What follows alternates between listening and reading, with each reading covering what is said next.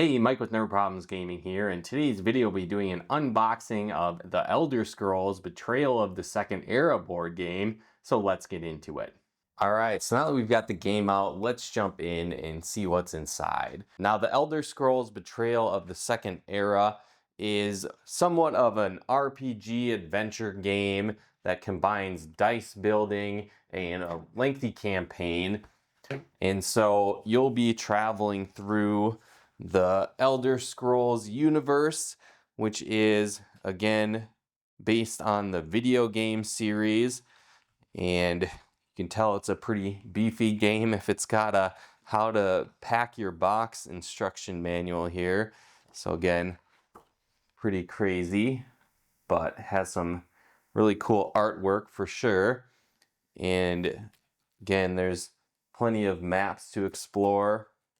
Looks like we've got multiple locations based on the video games here. So again, we've got Morrowind, which I believe was the third Elder Scrolls game. We've got the Black Marsh, which is kind of another area location. Cyrodiil, I believe, was one of the cities and areas. High Rock. Again, we've got Skyrim, which was the fifth Elder Scrolls game. So a lot of classic locations from the video games here. We've also got kind of your base world map. Let's see if I can open this up here. So actually, this appears to be a bunch of different maps. So these are some of the locations and areas you'll be exploring. And again, some of the different kind of dungeon maps as they are built out and you explore.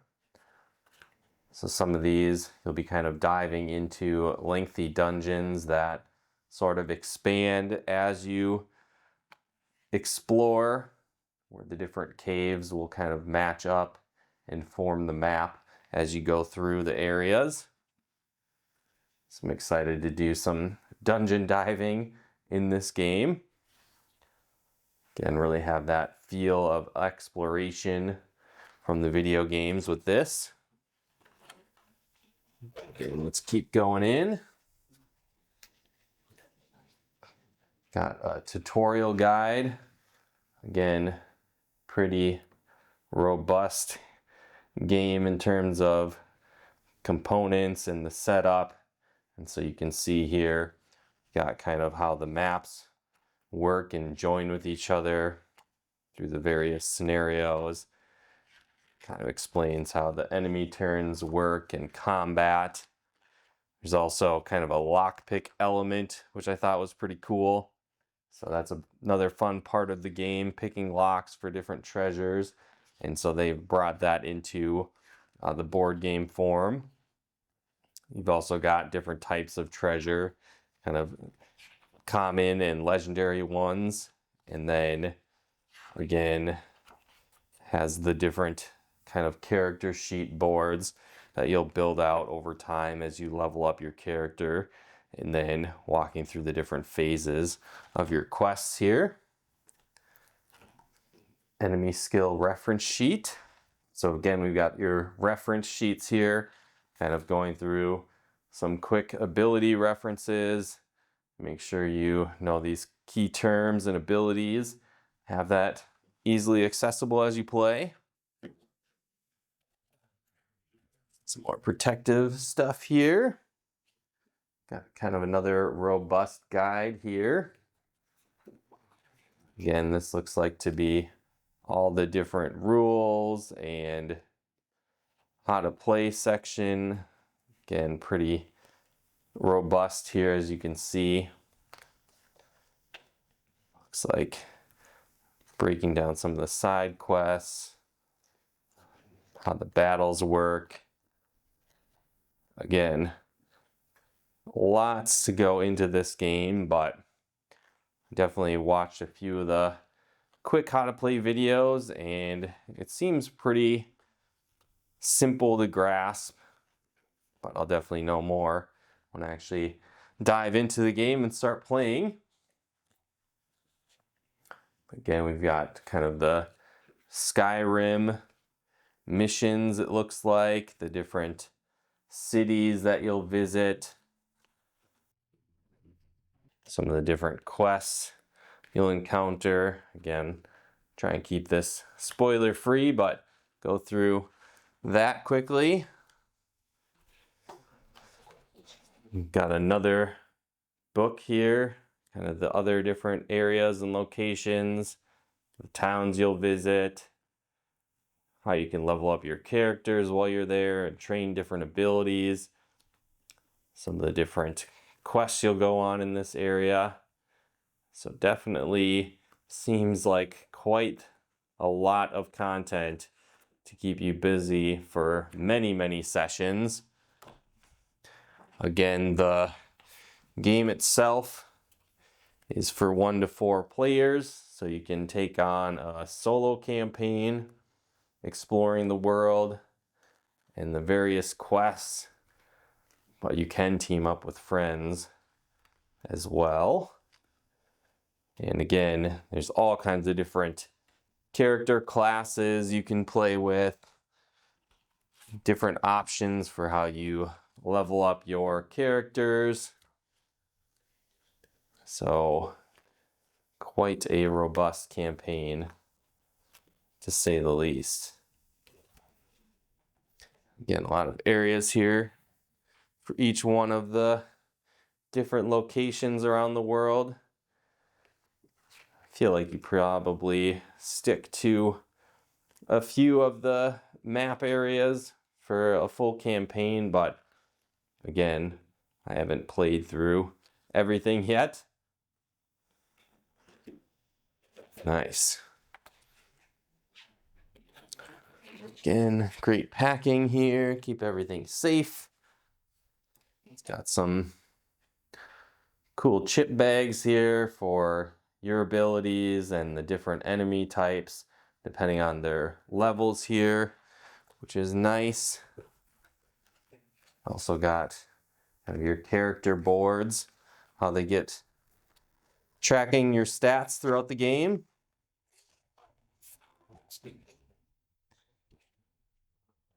Again,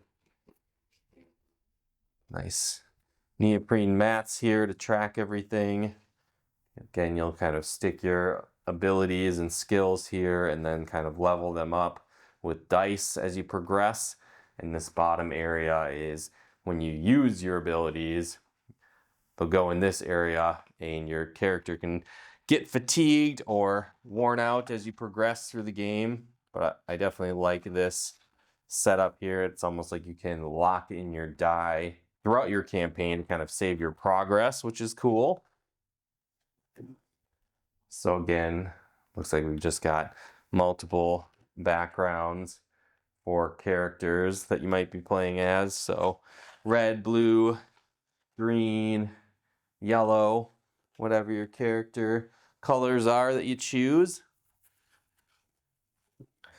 Also got a whole lot of dice. We've got kind of your attack die, if I remember correctly. These are some fatigue die as well. So as you use your moves, that can take up space here as you become fatigued. Got a rack of chips here we can dive into. All right, so just showcasing some of the enemies here. You can see they're actually double-sided. So as you go through the campaign, you basically have multiple versions of enemies, or again, different enemy types depending on their level. And so these will basically populate your enemy encounters throughout your campaigns. And again, you'll be fighting enemies kind of in line with your character's levels and experience that they have so far. So as you progress, kind of gets progressively harder enemy types that you'll be facing off against. So it's nice that that kind of scales with your team on the number of players, but also how experienced you are. So I'm sure if you're a fan of the video games, you'll recognize some of these creature types as well, making an appearance, which is really cool. Again, some of the different enemies. Again, you can kind of see how the different enemy units are broken up with their ability types. You've got kind of their health and their range, as well as how many attacking die they'll use, their defense. So again, how much damage they can prevent when it comes incoming. You've got kind of the enemy type as well listed there. And it's also got targeting preferences. So it'll show how many characters it could attack on your team each turn, their priority, the person with the highest health, person with the lowest health. So that's pretty cool that it's all just tracked on there on each chip, making it pretty easy to figure out how these enemy chips function during combat. Again, we've got even more creatures here that you'll encounter. Definitely like the art style on all of these. Really cool artwork. Not exactly sure what the difference means yet in terms of the border of these enemies. Could maybe be associated with where they're found in the world. Not really sure, or potential enemy types are found in certain dungeons. I guess we'll see. Actually, I believe, now that I'm looking at these closer, I think these are more quest-specific enemies, if I recall. So you'll have specific kind of campaigns and special enemies you might face off in different side quests or main storylines of the game. So definitely a lot here, considering how many chips we have for these various encounters and special quest battles that it looks like you'll be taking on. I also think it's pretty cool now that I'm diving in that it's highlighting different regions from the multiple Elder Scrolls games. It's showcased like Morrowind and Skyrim, for example. A couple major areas. I believe some of the other ones I saw were probably from Oblivion. Elder Scrolls 4, one of my favorite games of all time. It's be interesting to see if some characters or quests make a reappearance from that game. Also got an experience tracker here, a day tracker, kind of tracking your campaign time frame. Again, some more creatures here. And then just the first player token as this last chip. Again, these are kind of the different character types that you can choose from. You've got the different races of characters. Again, those will have an effect on your character's abilities, as well as just the overall look of the character, which is awesome. Bringing that really back from the video games. But again, I know there's a bunch of different class types as well, which can dictate what abilities your characters will learn, what weapons they can utilize effectively, and more. Again, got some more character types here. Wizards and warriors, archers, elves, bunch of different things. Orcs, if I remember. That's what these guys are. And just all kinds of options. I can only imagine how many replay options there are with this game. especially as you're taking on different map areas, different campaigns. Again, there's all kinds of side quests I was seeing in the book there. Definitely seems like it's going to have a totally different experience each campaign, especially if you're choosing different character types. I'm sure there's also some randomness to the encounters as well, so it'll feel kind of like a new experience each time you go through the game. Nice.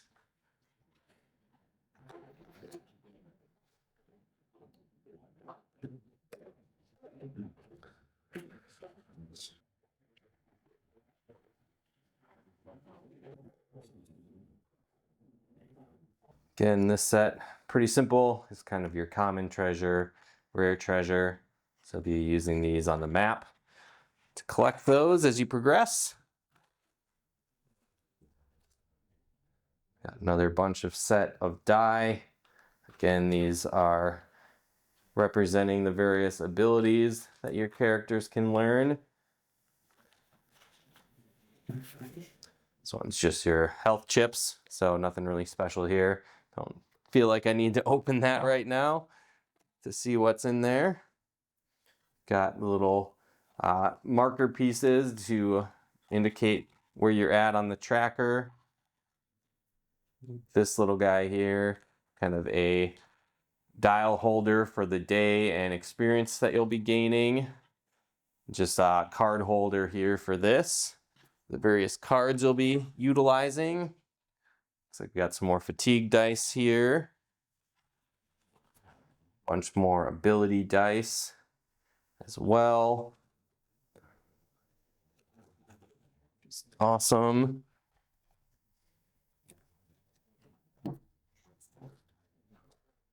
This little guy might get messy if I try and open these up, but again, it looks like these are the different skills that you can equip to your characters, different skill types, and again, you'll be able to level up these abilities as you progress. And then these are just indicating things like health and stamina and magic power here.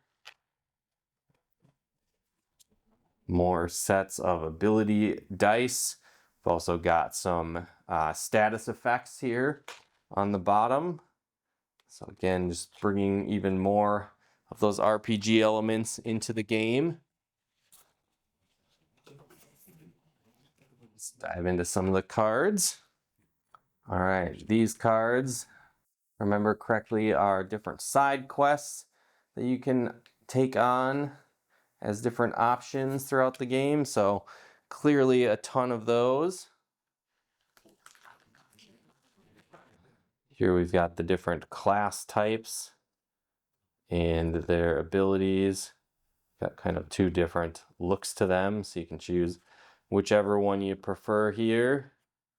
Kind of just show all of them and show the back sides here in a second, but again, all kinds of different classes to choose from, race types and more, which is awesome.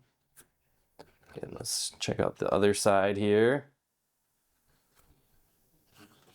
Again, each one of these kind of has their own special base ability here, but then again, different set of starting health, stamina, magic abilities, combat prowess, and more, which again, really awesome, giving you so many choices.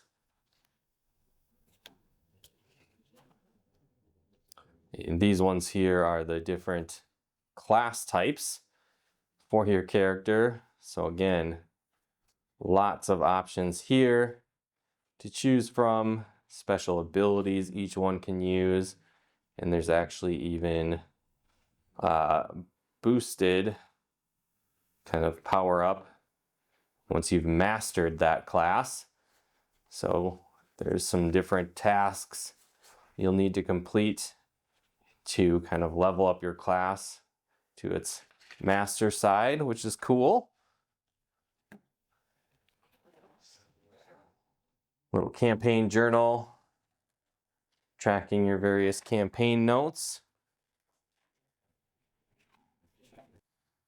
So also different skill cards that you can learn for your characters.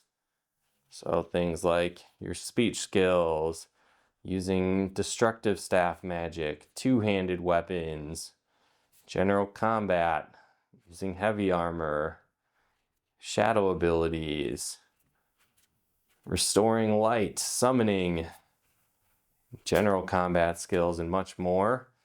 Again, kind of breaks down the different abilities as you level up in these different things, which is really cool. One more box here.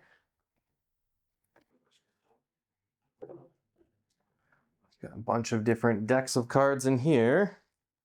These ones are kind of your dungeon diving cards. So just some unique encounters and things that could happen on various dungeons you can enter.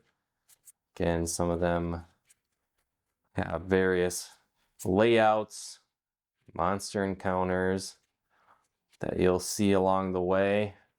So again, no shortage of things that can happen throughout your different campaigns.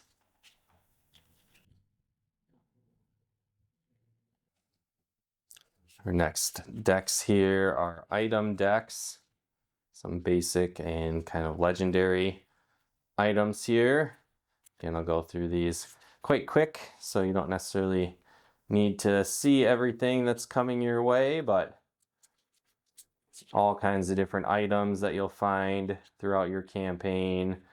Food types, weapon types, different glyphs, and more. Again, all kinds of things to find and encounter on your adventures throughout the campaign. Enemy types, kind of familiars you can acquire, new weapons. Again, there's a bunch of kind of combat cards that you'll encounter and scenarios. A little backstory, there's kind of peaceful encounters that'll happen, different little story elements that you'll go through. And again, it kind of gives you a choice in a lot of these, which ones you want to take on and challenge. Some of them are harder than others, but then again, you'll get different rewards depending on how successful you were, or again, which choice you might have made in those scenarios. Again, some more dungeon diving encounters, peaceful encounters, combat, much more of those.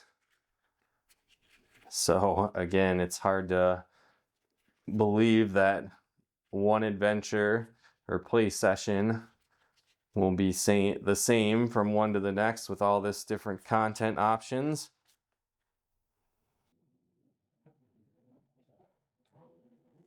So we've also got some different kind of guilds and factions you might choose to be a part of. More treasure cards here. Again, various glyphs, food items, special unique items, familiar creature, pet type things, potions you'll find, all kinds of weapons to find along the way and equip to your characters. And again, guild faction cards here as well. And last but not least, we have a bunch of dividers to separate your cards. All right, well, I can definitely see why they included packing instructions now that I've unboxed everything to this game. It's going to take a bit of time to put this all back, but that wraps up everything that was inside of the box. It definitely looks like it's going to be a lot of fun. I can't wait to dive in and start going through some of these campaigns and building out my first character and going on that adventure. But again, if you did want to pick up a copy of this game, I'll have a link in the description below where you can do so, and definitely be sure to stay tuned for a future video when we go through a review of the game once we've had some more time to play it. Well, again, hopefully you enjoyed this video, and if you did, be sure to hit that like button as it really helps out the channel. And another really cool way you can help support the channel is we actually partnered with a game store, Nutmeg Games. So if you like board games, Pokemon cards, Magic cards, and more, be sure to head to nutmeggames.com/nerdproblemsgaming and use our promo code nerdproblemsgaming at checkout. You'll get 10% off your order and help support the channel at the same time. So if you want to take advantage of those great deals, be sure to head there as well. And if you like videos like this on video games, board games, and everything nerdy, check out one of our other videos here. And if you haven't done so yet, be sure to subscribe and turn on the bell notifications to get the latest updates of new nerd videos we put out. But once again, thanks for tuning in, and we'll talk to you more soon.